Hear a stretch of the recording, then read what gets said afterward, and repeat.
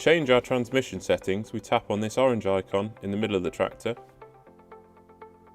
We then have a selection of values that we can change, whether we're in auto or manual. So in manual, we obviously have a lot less options to choose from. So starting with this one in the middle, that one, if we turn that on, can limit our top speed. And then these for forward and reverse are our start-off gears. So with all SmartTouch, whatever we touch, it tells us at the top what we're actually changing. So if we select a range and then select a power shift for forwards, we can do the same for reverse. So when we put the shuttle into forwards, we will take off in B5, and when we go in reverse, we'll take off in C2. When we tap on auto, we then have the option to limit our power shift limiter forward. So we put power shift 4, so that will stop the tractor from going in power shift 5 and 6 when we're travelling forwards. Again, we could do the same, but only for 3, for example, in reverse. These two values here where it says off, if I tap on that, if we're to use the shuttle on the joystick, we can actually enable the tractor to bounce between two set speeds when we're travelling forwards or reverse. Particularly useful if you're on a silage clamp, for example, where you're bouncing between two speeds consistently.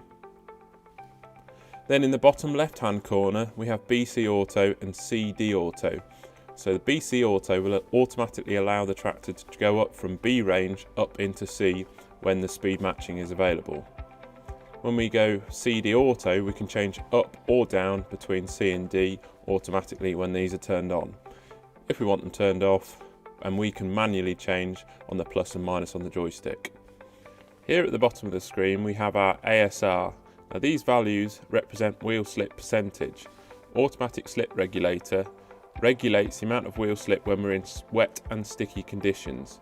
So what we can do is set a value of 3, which represents 30% wheel slip.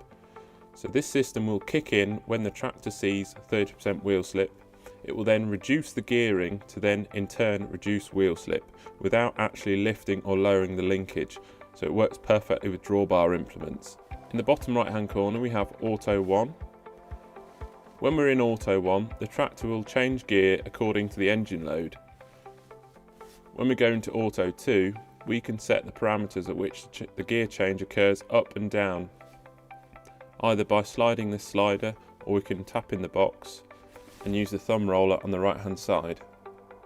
We then confirm that with the tick. Going into our further settings, we have our launch assistant on and off, so this will rev the tractor up when we select forwards or reverse.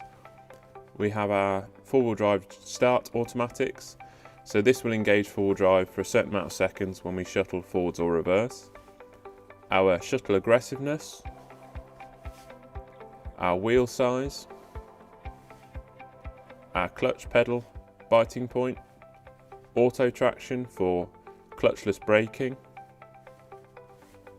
our four-wheel drive angle automatics to disengage four-wheel drive above a certain wheel angle percentage, and our power shift aggressiveness.